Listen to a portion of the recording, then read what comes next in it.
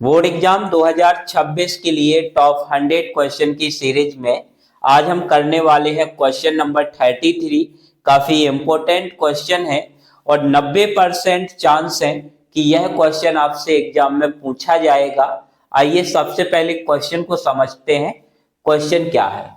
Question है बेटा कि यदि एल एम समांतर सी बी और एल एन समांतर सी डी हो तो सिद्ध कीजिए ए एम बटे ए बी बराबर ए एन बटे ए डी है।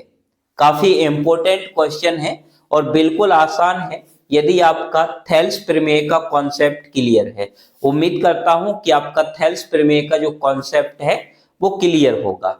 तो आइए कैसे हम इस क्वेश्चन को सॉल्व करेंगे। सबसे पहले बेटा हम यहाँ पे लिखेंगे कि जो हमें दिया गया है, तो हमें यहां दिया है क्या दिया गया है कि एल एम समांतर सी बी तथा एल एन समांतर सी डी है। अब हमें सिद्ध क्या करना है बेटा, तो हम वो भी यहां पे लिख देंगे। हमें सिद्ध करना है, क्या सिद्ध करना है बेटा? सिद्ध करना है कि ए एम बटे ए बी बराबर है ए एन बटे ए डी के। तो अब आइए इसको हम सिद्ध करते हैं और आपको याद रखना है कि कैसे हमने किया है उसी प्रकार से आपको करना है। अब सबसे पहले हम क्या करेंगे बेटा कि जो ऊपर त्रिभुज बन रहा है इसको लेंगे। कौन से त्रिभुज को लेना है? ए बी और सी त्रिभुज को लेना है। याद रखिएगा सबसे पहले हमें इस ऊपर वाले त्रिभुज को लेना है जिसका नाम है ए बी और सी।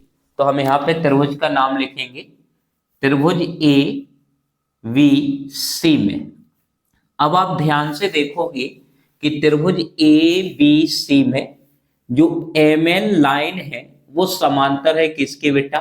बीसी के। हमें दिया गया है तो हम लिखेंगे चूंकि एल एम समांतर है सी बी के, इसीलिए अब क्या हो जाएगा कि जो रेखा, जैसे मान लो यहाँ पे एम एल समांतर है किसके? बीसी के, तो अन्य दो भुजाओं का जो अनुपात होगा वो बराबर होगा किस प्रमेय के अकॉर्डिंग?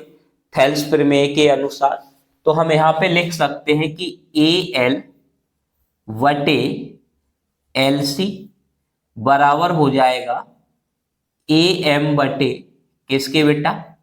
एम बी के। और ये हमने लिखा है किसके अनुसार? थेल्स प्रमेय से। और इसे हम नाम देंगे समीकरण नंबर 1। क्या नाम देंगे? समीकरण नंबर 1। अब हमें नीचे वाले त्रिभुज को लेना है जिसका नाम है ए डी सी। तो त्रिभुज ए डी सी में, इस वाले त्रिभुज में आप ध्यान से देखोगे तो हमें दिया गया है कि जो एल एन लाइन है वो डीसी के समांतर है। तो चूंकि एल एन समांतर है किसके बेटा? डीसी के, इसीलिए यहां पे अन्य दो भुजाएं कौन सी हो जाएंगी? एसी और एडी। तो एसी का अनुपात एडी के अनुपात के बराबर होगा, यानी हम लिख सकते हैं कि ए एल बटे एल सी बराबर हो जाएगा ए एन बटे किसके बेटा? एन डी के। इसे नाम देंगे समीकरण नंबर 2 और प्रमेय का नाम क्या है बेटा? थेल्स प्रमेय से। कौन सी प्रमेय से? थेल्स प्रमेय से। अब आप ध्यान से देखोगे तो समीकरण 1 का जे वाला जो साइड है वो समीकरण 2 के इस वाले साइड के क्या है बेटा? बराबर है। तब हम यहाँ पे समीकरण 1 व समीकरण 2 की तुलना करने पर क्या कर देंगे बेटा? तुलना करेंगे। तो तुलना करने से क्या होता है कि जो भाग बराबर नहीं होता है वो पक्ष बराबर हो जाता है।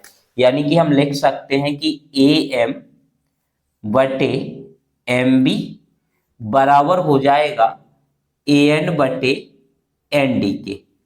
अब आपको याद रखना है कि पहले हमें इसका व्युत्क्रम करना है। व्युत्क्रम का मतलब होता है कि इसको हमें पलटाना है, तो पलटाने के बाद हमें क्या मिलेगा बेटा, एम बी ऊपर पहुंच जाएगा और ए एम जो है वो बटे में आ जाएगा। तो एम बी बटे हो जाएगा बेटा ए एम बराबर, यहां पलटाएंगे तो एन डी वटे में आ जाएगा बेटा ए एम। अब दोनों पक्षों में एक जोड़ने पर, दोनों पक्षों में हमें क्या करना है बेटा, एक को जोड़ देना है। जैसे ही हम एक को जोड़ेंगे तो एम बी बटे ए एम प्लस 1 बराबर हो जाएगा N D upon A N plus 1। LCM लेके सॉल्व करेंगे तो ए एम बेटा एलसीएम आ जाएगा, तो ये एम बी प्लस हो जाएगा ए एम बराबर, यहाँ पे एलसीएम लेंगे तो ए एन बटे में यहाँ पे हो जाएगा N D plus A N. तो यहां तक का आपका क्लियर होगा, कोई प्रॉब्लम नहीं।